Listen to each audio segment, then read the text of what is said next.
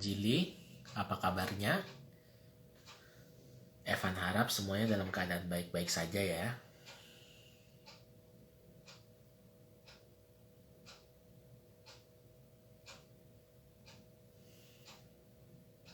Gimana Sobat Evan Jili? Sudah sarapan? Sudah mandi? Sudah siap untuk beraktivitas? Tapi pagi hari ini kita good morning dulu yuk. Oke, saya akan mengundang Romo Petrus Santoso untuk datang ke sini. Oh, belum ada. Baiklah. Oh, nih dia baru gabung. Oke, kita tambahkan Romo.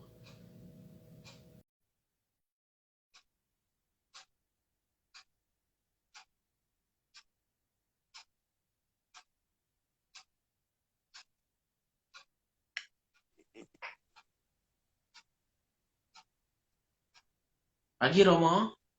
Selamat pagi, Evan. Pagi. Potong rambut kamu ya? Wah, Romo. Iya Romo, kebetulan Wah, papa tambah saya gan, sempat pulang, tambah sempat ganteng pulang kamu. rumah papa saya. Tambah Waduh, ganteng, makasih potong Romo. rambut. Jadi fresh. Iya Romo, kalau enggak nanti kepanjangan gitu kan jadi kelama-lama kan Oh kayak gitu. apa namanya? Iya, kelama-lama kayak tokoh-tokoh anime gitu kan panjang-panjang gitu. Kalau nggak dicukur kayak gitu kan. Oh, iya, iya, iya. Gimana suaranya? Jelas? Jelas sekali Cek. Romo. Oke, silakan menyapa-nyapa atau bagaimana. Baik Romo. Halo, Sis Yosef, Sis Alfa, atau ini Sis atau Bro? Ada Sis Novena, ada Sis Ani di pokoknya ada Romo. Sobat Evanjili, Romo Sobat Evanjili, Evan mau mimpin doa dulu, habis itu kita masuk ke dalam God Morning. Mari kita siapkan hati untuk berdoa. Dalam Bapa dan Putra dan Roh Kudus, amin. Selamat pagi Tuhan, terima kasih pagi hari ini kami dapat bangun, kami dapat hidup, dan kami dapat memperbaiki hidup, kami dapat mengenalmu lebih jauh. Sekarang ya Tuhan, berkatilah Romo Santoso, berkatilah aku, Evan, supaya kami dapat menjalankan God Morning pagi hari dengan baik dan bisa dan Sobat Evanjili bisa mendapatkan sesuatu yang bermanfaat.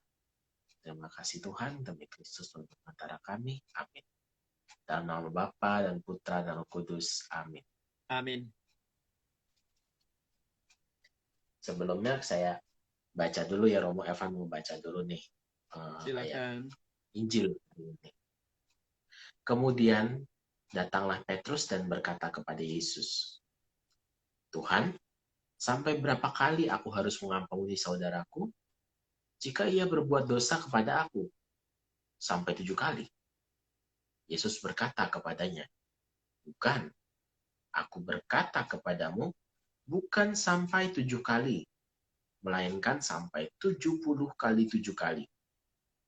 Sebab hal kerajaan surga seumpama seorang raja yang hendak mengadakan perhitungan dengan hamba-hambanya. Setelah ia mulai mengadakan perhitungan itu, dihadapkanlah kepadanya seorang yang berhutang 10.000 talenta. Tetapi karena orang itu tidak mampu melunaskan hutangnya, raja itu memerintahkan supaya ia dijual beserta anak istrinya dan segala miliknya untuk membayar hutang. Maka sujudlah hamba itu menyembah dia, katanya, sabarlah dahulu, segala hutangku akan kulunaskan. Lalu tergeraklah hati raja itu oleh belas kasihan akan hamba itu, sehingga ia membebaskannya dan menghapuskan hutangnya. Tetapi ketika hamba itu keluar, ia bertemu dengan seorang hamba lain yang berhutang 100 dinar kepadanya. Ia menangkap dan mencekik kawannya itu, katanya, bayar hutangmu. Maka sujudlah kawannya itu dan memohon kepadanya, sabarlah dahulu, segala hutangku itu akan kulunaskan. Tetapi ia menolak dan menyerahkan kawannya itu ke dalam penjara sampai dilunaskannya hutangnya. Melihat itu, kawan-kawannya yang lain sangat sedih, lalu menyampaikan segala yang terjadi kepada tuan mereka. Raja itu menyuruh memanggil orang itu dan berkata kepadanya, "Hai hamba yang jahat, seluruh hutangku telah kuhapuskan karena engkau memohonkannya kepadaku. Bukankah engkau pun harus mengasihi kawanmu seperti aku telah mengasihani engkau?" Maka marahlah tuannya itu dan menyerahkannya kepada algojo-algojo sampai ia melunaskan seluruh hutangnya. Maka Bapakku yang di surga akan berbuat demikian juga terhadap kamu apabila kamu masing-masing tidak mengampuni saudaramu dengan segenap hatimu. Demikianlah Injil Tuhan. Terpujilah Kristus. Gimana Romo, apa yang mau di-sharingkan pada pagi hari ini? Baik, Evan dan teman-teman yang ikut dalam Evangeli yang live pada pagi ini, saya ingin menjelaskannya secara sederhana supaya bisa ditangkap dengan baik. Tema yang kita pilih adalah kok susah mengampuni. Ada beberapa yang hendak saya potret berkaitan dengan tema ini. Yang pertama, dalam sharing itu selalu muncul bahwa orang itu begitu sulit untuk mengampuni. Ini banyak sekali sharing yang saya dengarkan, itu benar-benar orang mengalami kesulitan untuk mengampuni. Dan ini membuat saya juga penasaran, mengapa orang mengalami kesulitan untuk mengampuni. Kemudian potret kedua yang saya lihat adalah bahwa di segala usia itu mengalami seperti ini. Entah anak-anak, kemudian remaja, dewasa, orang tua, bahkan yang lanjut usia itu masih punya pengalaman untuk kesulitan mengampuni. Tidak tahu letaknya itu di mana, ya titik poinnya itu di mana, tapi yang jelas hampir semua usia, ya semua usia itu mengalami seperti ini. Misalnya pengalaman saya ketika ngasih retret untuk anak-anak atau remaja, kemudian yang SMA atau yang kuliah, atau yang keluarga-keluarga muda atau yang sudah lanjut usia. Jadi ketika kita memberi rekoleksi retret, lalu ketika mulai sharing, ternyata juga banyak yang punya pengalaman untuk sulit mengampuni. Nah itu nanti kita akan lihat juga. Nah kemudian inilah sebenarnya realita. Setelah saya melihat dua hal itu, kemudian saya melihat realita yang terjadi bahwa memang kita itu sama-sama sering bersalah dan kita sering berdosa. Itu jadi ini realita yang terjadi. Nah kadang-kadang ketika kita pada posisi yang mudah sekali bersalah, mudah sekali berdosa, nah di situ mulai terjadi yang namanya pergumulan yang tidak mudah. Nanti akan kita lihat juga di situ. Nah kemudian yang kedua Evan, ketika saya mencoba melihat secara lebih luas lagi, hampir semua agama itu kan mengajarkan tentang pengampunan. Hampir semua agama. Ya, hampir semua agama-agama besar di Indonesia ini semua mengajarkan tentang pengampunan dan ajarannya itu bagus semua. Ya, ajarannya bagus semua. Bagaimana mengajarkan tentang pengampunan itu. Nah, sekarang kita mau melihat dalam gereja Katolik saja. Ya, kita melihat dalam gereja Katolik itu kan selalu disebut ya, selalu disebut kaitannya dengan pengampunan ini misalnya kita menyebut Allah yang Maha Rahim. Ya, kalau kita sudah menyebut Allah yang Maha Rahim itu kan Allah yang benar-benar menunjukkan belas kasihnya kepada kita. Masih disebut lagi Allah yang Maha Kasih. Masih disebut lagi dengan sebutan Allah yang Maha Pengampun. Nah itu. Masih ditambah lagi Allah yang Maha Penyayang, panjang sabar, kasih setia. Jadi lihat ketika kita menyebut Allah yang kita miliki benar-benar di situ Allah hadir sebagai yang penuh kasih, penuh kerahiman, penuh belas kasih, penyayang. Jadi kita kurang apa lagi? Ya, kadang-kadang kita punya Allah yang semacam ini. Ya, meskipun tadi saya katakan kita seringkali jatuh dalam kesalahan, jatuh dalam dosa. Nah, kita punya Allah yang seperti itu dan itu tidak bisa hilang dalam doa kita yang diajarkan oleh Gereja Katolik. Nah, kemudian masih lagi dalam gereja Katolik itu ditawarkan adanya sakramen pengampunan dosa. Ini. Bahkan sakramen pengampunan dosa ini bisa dilakukan kapan saja. Setiap orang ingin datang pengampunan dosa, Romo itu diajarkan tidak pernah untuk menolak yang namanya pengampunan dosa. Jadi benar-benar kita 24 jam.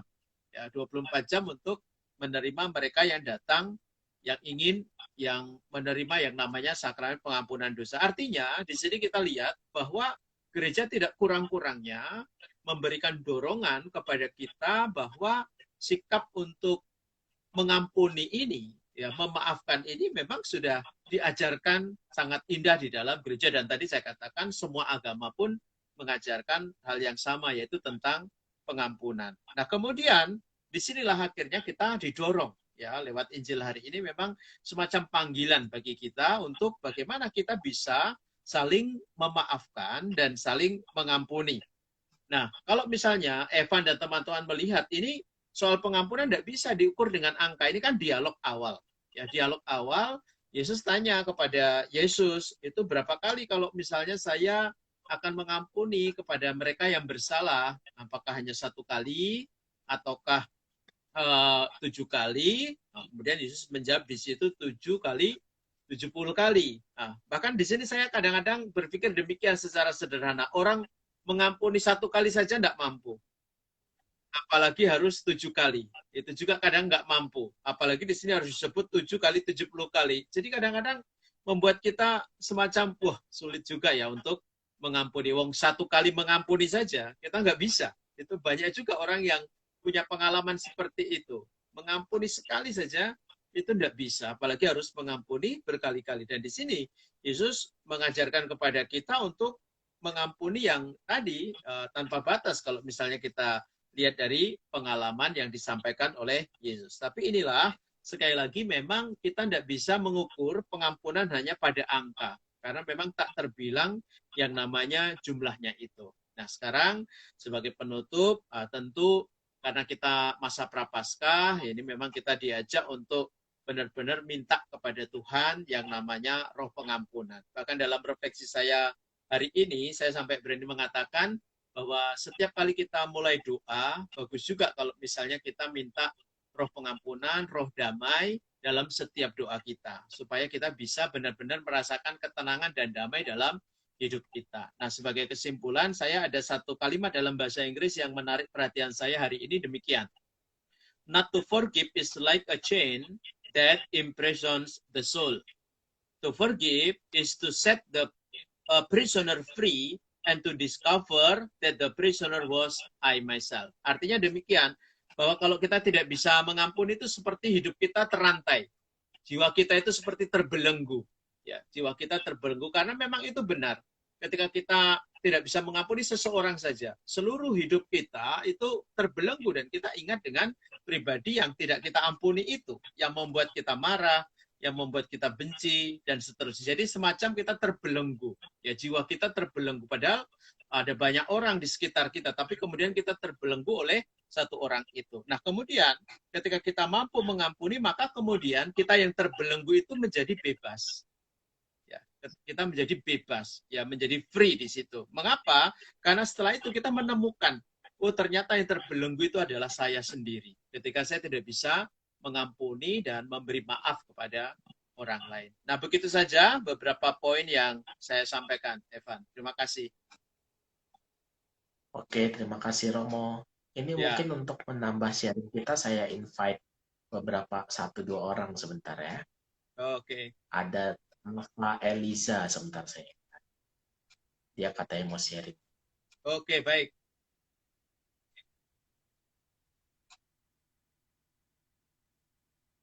Halo, Sis Lucia. Sis Lucia. Halo, selamat pagi. Sudah masuk ini. Ini siapa? Selamat pagi. Ini kamera saya, sebentar. Kamera saya ya. Kebalik. Halo. Halo, selamat Pagi. pagi. Romo, salam, selamat Pagi. Evan, Pagi. salam kenal. Ya. Romo tahu Ya, saya kan? gimana? Mau sharing? Iya, Gimana? Romo. Silakan. Ini kebetulan ya. tadi kan ada yang masalah memaafkan ya. Kok saya jadi grogi nih. Oke, nggak apa-apa. Tenang dulu, tarik nafas. Ini kebetulan saya mau sharing sedikit. 2 minggu yang lalu saya terpapar. COVID ya. Terus puji Tuhan kemarin dicek udah bener-bener udah Amin, negatif. amin. Amin. Terus yang mau saya sharing itu ini Romo, masalah memaafkan. Kalau seandainya saya sharing masalah memaafkan itu dengan keluarga, apakah itu saya sama saja dengan membuka aib? Nah, Mbak harus memahami dulu pengampunan yang diajarkan dalam gereja. Ya, jadi pengampunan dalam gereja tentu kita tidak pernah akan membuka aib seseorang. Jadi pengampunan dalam gereja kita belajar dari Allah yang Maha Rahim, Allah yang Maha Kasih. Jadi kita harus dalam konsep kita ketika kita memaafkan jangan ada gambaran bahwa kita membuka aib, atau justru disitulah kita diajarkan untuk punya yang namanya keberanian. Ya, keberanian karena memang pengampunan ini semacam semacam membuka belenggu dalam diri kita. Jangan sampai kita terikat oleh yang namanya pengalaman yang itu tadi tidak bisa mengampuni dan memaafkan itu. Jadi harus benar-benar kita konsepnya dalam ajaran gereja mengampuni adalah orang yang punya pengalaman akan belas kasih dari Allah, begitu. Oke, terima kasih Romo. Terus ada lagi nih. Kan di dalam firman Tuhan itu,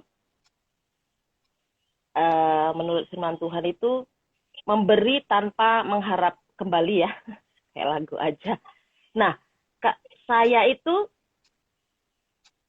orangnya itu paling, ya jujur aja, saya paling tidak suka kalau diminta. Sebenarnya saya itu punya rasa kasih dengan cara memberi. Contohnya, kalau misalnya kakak saya sedang ada masalah kemarin, waktu ada lockdown di Jakarta, kakak saya nggak kerja, terus pokoknya cuma di rumah aja. Jadi, tanpa dia meminta pun, saya pasti akan memberi. Begitu saya dengar berita itu, saya, karena kakak saya kebetulan sama istri, semuanya nggak kerja, jadi saya setiap bulan saya memberi untuk makan dia sehari-hari. Tetapi mereka kan tidak tahu apa yang dalam pikiran saya dan dalam hati saya. Dengan kata-kata yang mengharap pemberian dari saya, tapi kata-katanya yang bagaimana? Saya kirimin duit dong, saya nggak kerja misalnya. Kamu nggak kasihan sama aku. Maksud saya itu jangan begitu gitu loh. Saya itu sebenarnya saya ngomel Romo. Saya ngomel-ngomel tapi saya beri. Itu gimana mau kalau begitu? Ya, prinsipnya kan itu kan the art of communication ya Mbak ya. Jadi seni dalam komunikasi. Jadi soal memberi artinya soal komunikasi itu oke lah. Nanti bisa dipelajari cara kita berkomunikasi. Tapi poin saya adalah tentu setiap kali kita Rabu Aku masa Prapaskah bahkan disebut misalnya soal memberi sedekah saja. Bahkan ketika memberi sedekah kita diminta tetapi jika engkau memberi sedekah janganlah diketahui tangan kirimu apa yang diperbuat tangan kananmu. Hendaklah sedekahmu itu diberikan dengan tersembunyi, maka Bapamu yang melihat yang tersembunyi akan membalasnya kepadamu. Bahkan sebenarnya ketika kita memberi pun tidak harus diketahui bahkan kadang-kadang seperti itu. Jadi kalau memberi kita misalnya dengan tidak tulus pun akhirnya ya sayang juga ya karena padahal perbuatan memberi itu sudah baik, kita dapat reward. Bahkan kita memberi dengan tersembunyi tanpa diketahui pun kita sudah dapat reward dari Tuhan. Bahkan kalau misalnya mau lebih ekstrim lagi, kamu memberi minum segelas saja karena kamu muridku, muridnya Yesus, itu sudah rewardnya luar biasa. Artinya ya kita bisa ngukur lah. Kalau kita memberi dengan uring-uringan, memberi dengan marah, memberi dengan tidak tulus, ya kita bisa tahu sendirilah, bisa ngukur sendiri apakah pemberian kita itu memuaskan atau tidak. Beda kalau misalnya kita memberi itu dengan sungguh kita memberi, itu ada kepuasan batin yang luar biasa. Apalagi ketika kita sampai kepada pengalaman memberi tanpa diketahui. ya tanpa diketahui. Nah sekarang kan ada kritik-kritik misalnya yang muncul, kita memberi tapi ada kamera, ya harus pay attention gitu loh. Jadi mengambil perhatian dari yang lain, dan ya kadang-kadang banyak contoh-contoh seperti itu. Ya, artinya orang memberi harus diketahui. Bahkan kadang-kadang ada yang orang berani mengatakan, ya karena saya memberi besar, mengajak orang lain supaya memberi, ya saya harus difoto dan lain sebagainya. It's okay. Jadi masing-masing punya pendapatnya sendiri. Tapi kembali kepada pengalaman Mbak tadi, ya sayang sebenarnya kalau kamu akhirnya marah-marah memberi, ya akhirnya sayang reward yang didapatkan menjadi kemudian tidak memuaskan. Ya memang sudah memberi, tapi malah marah-marah gitu. Tapi memang dilatih untuk art Itu mungkin ini ya, communication-nya. Mo. Maaf.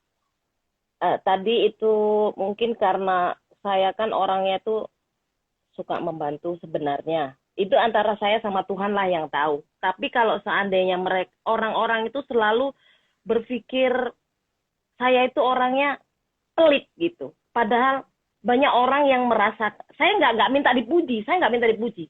Semua yang saya berikan itu saya ikhlas. Selama saya kerja di Hong Kong, dulu saya kerja di Singapura, di Hong Kong, setiap saya merasa orang ini entah itu saudara, entah itu teman, entah itu tetangga, kalau dia benar-benar butuh, saya harus membantu, saya bantu.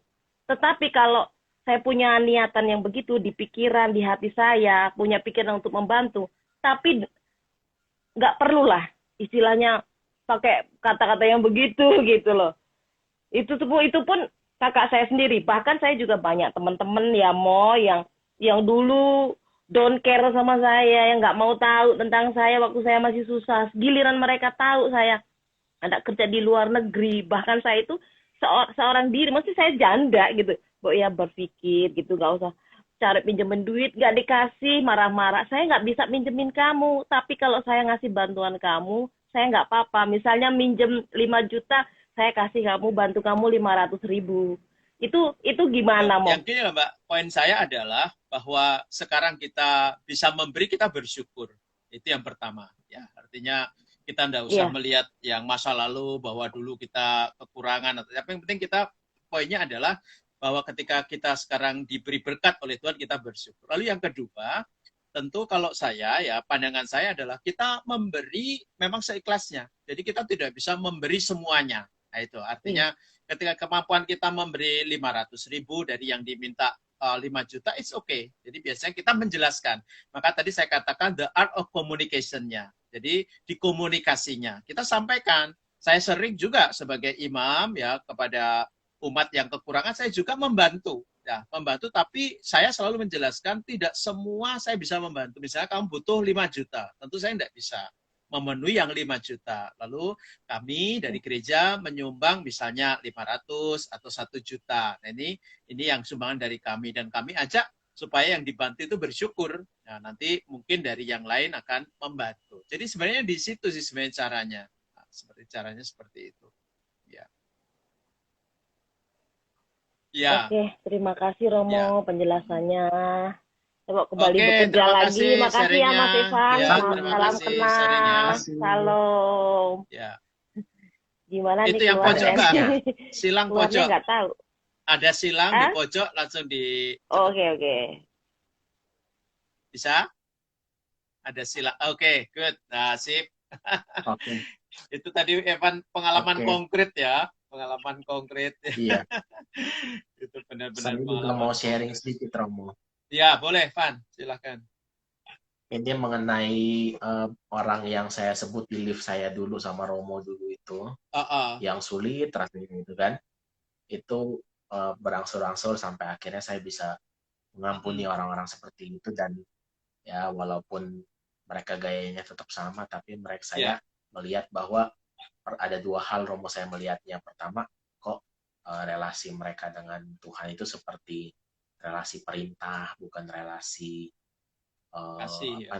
bukan relasi pribadi gitu.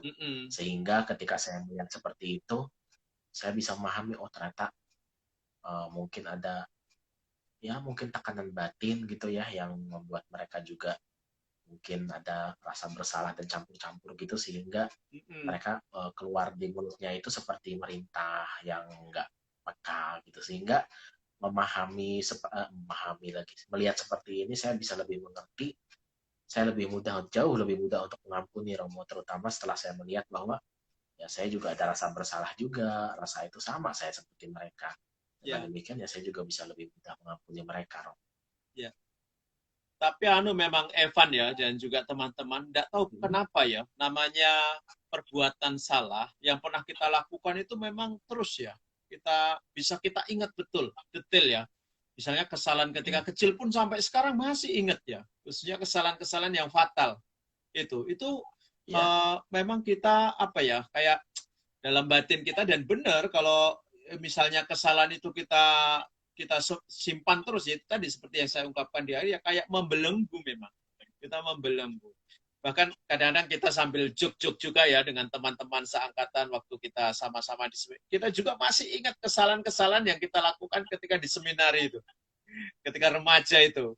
Kadang-kadang sambil juk mengatakan, kok bisa ya kita dulu nakalnya kayak gitu, kok sekarang bisa pada sadar gitu. Romo bisa jadi Romo, kami bisa jadi bapak yang baik untuk anak-anak. Tapi kalau kita ingat waktu kita masih di tingkat SMA itu, ya ampun, belingnya minta ampun. Itu hampir tiap hari itu melakukan dosa kayaknya. Kayak gitu. Tapi kalau dilihat dari situ, Evan, kadang-kadang ya ampun, Tuhan juga nggak pernah berhenti-hentinya untuk mengampuni itu loh. Mengampuni kita yang kalau misalnya kita pribadi melihat tuh kita sebenarnya sudah tidak layak juga untuk diampuni. Tapi ya Tuhan, lihatlah, yang penuh belas kasih, Maha Rahim itu masih saja memberi kesempatan kepada kita untuk memperbaiki diri. Begitu. ya Romo, saya juga merasa seperti itu, seperti kayak ada prosesnya gitu, Romo. Iya, iya, iya. Gimana, ada yang lain lagi yang mau sharing, Evan? Kita undang. Tadi dari Mbak yang Kita lihat, benar-benar di Hong Kong, itu tadi Mbak itu wah benar-benar mengalami perjalanan hidup yang luar biasa. Dari Singapura, dari mana-mana sekarang di Hong Kong. Nah, itu benar bersyukur lihat pengalamannya. Iya. Ya, Ini saya lihat belum ada lagi si Romo yang chat ke kita. oh belum ada. Ya, ya. Belum Gitu. ada. Kita lihat yang hadir di sini ada siapa? Ada Livia, ada Nah, Van, sekarang aku mau tanya kepada ada kamu, Van. Kan tadi saya menyinggung, ya, menyinggungkan soal ya. diajarkan dalam gereja Katolik itu misalnya lewat sakramen pengakuan dosa. Sakramen pengakuan Ya, dosa. Romo. Nah, Evan sendiri bagaimana? Nah, ini kan kebetulan masa Prapaskah ya. Ya. Jadi Betul, Romo. Evan, pengalaman Evan ketika menjalankan pengakuan dosa itu bagaimana? Merasa bagaimana, Van? Artinya dari pengalamanmu, benar-benar kamu setelah mengalami pengampunan menerima pengakuan dosa itu apa yang kamu rasakan, Van? Coba saya ingin dengar Yang dari aku rasakan pengalamannya Evan ya. itu. Ya, waktu itu saya datang ke tempat kuliah, kebetulan ke tempat kuliahnya itu di Kuala Romo. Jadi saya datang ke situ, lalu saya membahas soal permasalahan percetakan buku ya, karena saya ini ya desainer grafis. Lalu saya bicara dengan Romo itu bla bla bla dan masalah selesai. Kemudian saya bertanya ke Romo karena ada rasa yang mengganjal dalam hati saya, Romo, boleh nggak saya pengakuan dosa? Lalu kemudian dia terima, kita jalankan pengakuan dosa, dan setelah pengakuan dosa itu saya merasa ada sebuah seperti ada sebuah, bisa dibilang beban, bisa dibilang kain hitam yang menutupi gitu, sehingga saya melihat permasalahan dengan lebih jernih gitu, Romo. Dan saya juga bisa merasakan bahwa tekanan-tekanan di hati saya juga hilang gitu, Romo.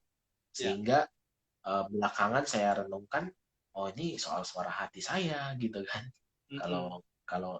Kalau nyerempet ke bahan kuliah gitu ya, tapi ya begitu, ketika saya mengalami pengakuan dosa itu, karena waktu itu lagi pandemi, saya sulit sekali menemui Romo gitu kan, belum ada sistemnya dan segala macam. Nah, itu pengakuan dosa itu menjadi sesuatu yang sangat berharga bagi saya, karena jarang-jarang bisa keluar untuk pengakuan dosa lagi gitu kan, jarang sekali. Karena gini, Van, aku punya pengalaman konkret juga ya. Kebetulan ini kan saya sudah lama menjadi seorang imam ya. Artinya pengakuan dosa itu semacam kayak setiap kali, saya tidak tahu, setiap kali mendengarkan pengakuan dosa itu kayak ada sukacita yang luar biasa dalam diri saya. Itu yang pertama. Lalu yang kedua, ketika saya mendengarkan pengakuan dosa itu kadang-kadang menarik ya. Kadang-kadang ada orang yang datang pengakuan dosa tidak bisa apa-apa, hanya tiba-tiba menangis gitu. Terus ada misalnya pengalaman orang dalam pengakuan dosa dia bingung mau mulai dari mana. Nah, gitu. Jadi ada banyak sekali pengalaman-pengalaman yang terjadi ketika orang mengaku dosa. Dan satu pengalaman yang menarik yang selalu saya lakukan itu ya, ketika pengakuan dosa, saya biasanya minta kepada mereka setelah memberkati, kemudian saya bilang, mulailah dari pengalaman yang paling membebani hidupmu. Nah itu, paling membebani, membuat kamu takut, membuat kamu tidak pantas, membuat kamu tidak layak, sampai kemudian saya ingin dalam pengakuan dosa kamu sampai merasa benar-benar plong. Gitu. Nah itu.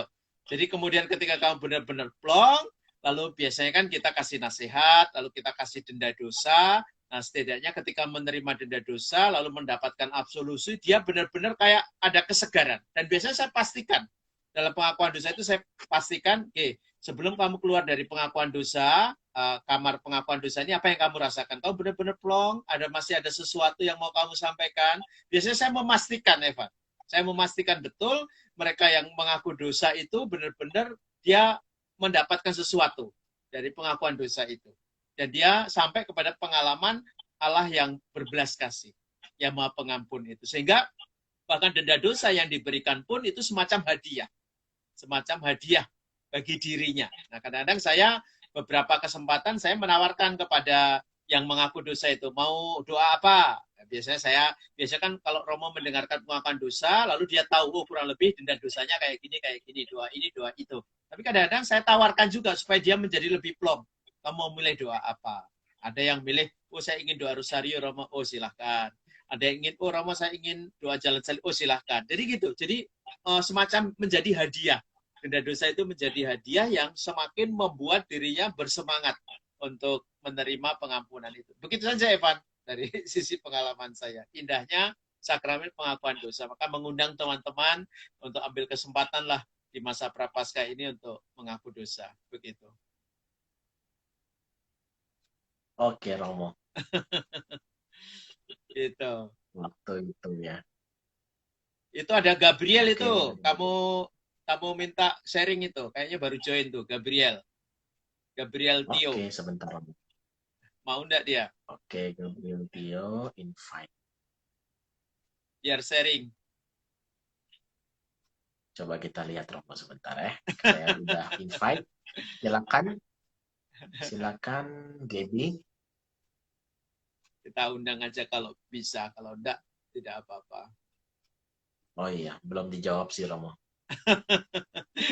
Gitu ya. Teman-teman silakan loh yang ikut live ingin sharing supaya semakin diperkaya begitu. Ada Livia juga nih Romo. Silvia. Paling nggak mau dia diundang. Iya, katanya lagi belajar. Oh ya, oke. Itu apa itu yang ada pertanyaan atau apa itu Evan? Silakan dibaca. Ya, ada dari Mbak Alfa tadi, selama saya di Hong Kong, saya belum pernah melakukan pengakuan sama Romo Santoso. Katanya gitu, Romo. Oke. Terus itu bawah lagi itu? Ada tulisan apa lagi itu? Oh, di bawahnya, oh, nggak ada lagi, Romo. Melakukan pengakuan dosa. Oke, ya sudah. Gitu. Tapi penting ya teman-teman dalam pengakuan dosa setidaknya kita kan dalam ajaran gereja 1 tahun sekali sekurang-kurangnya dalam pengakuan dosa. Jadi kita benar-benar gunakanlah rahmat sakramen ini supaya hidup kita itu tidak terbelenggu oleh dosa kita. Gitu. Saya selalu mendorong untuk itu. Bahkan kami yang sekarang di Hong Kong, meskipun gereja tutup, kita juga memberi berita kepada umat, kapan saja mau ngaku dosa, tinggal kontak kami. Kita siap mau pagi hari, mau tengah hari, sore hari, bahkan tengah malam kami siap. Ada 3 romo kami di paroki kami, udah siap. Kalau misalnya kontak, kami siap untuk menerima itu. Ini karena memang ini dibutuhkan semacam ini. Ya. Oke, kalau tidak ada sobat Evangeli yang mau join Ah, lagi, tadi Gaby itu juga Gabriel Tio juga belum bisa gabung. Romo mungkin lagi sibuk oke, atau bagaimana. oke. Ya, kalau gitu kita tutup ya Romo ya Oke, baik Evan. Ya. dengan doa dan nanti Romo bisa berkenan beri berkat. Nanti dalam doa sekalian disebut Evan, kita minta roh pengampunan, roh kedamaian dalam hidup kita. Ya, silakan. Oke Romo. Marilah kita berdoa dalam nama Bapa dan Putra dan Roh Kudus. Amin. Selamat pagi Tuhan. Terima kasih pada pagi hari ini kesempatan kami dapat bertemu dalam Live Evangeli. Tuhan, kami mohon roh pengampunan, roh perdamaian kepada satu sama lain, kepada keluarga kami, kepada orang-orang di sekitar kami, kepada orang terdekat kami. Ya Tuhan, sehingga kami dapat mengampuni orang-orang yang bersalah kepada kami. Terima kasih Tuhan. Sekarang Romo boleh. Mari kita siapkan hati untuk menerima berkat dari Tuhan. Tuhan sertamu dan sertamu juga hidup kita hari ini, aktivitas kita, dan juga pergaulan kita bersama dengan orang-orang yang kita jumpai hari ini, senantiasa dilindungi, dibimbing, dan diberkati oleh Allah yang Maha Kuasa, Bapa dan Putra dan Roh Kudus. Amin. Amin. Terima kasih Evan. Terima kasih Romo. Ya, Terima sehat-sehat kasih. pokoknya. Bye-bye. Ya, Sobat Evangeli, demikian God Morning kita pada pagi hari ini. Selamat pagi, God Morning. Tuhan berkati.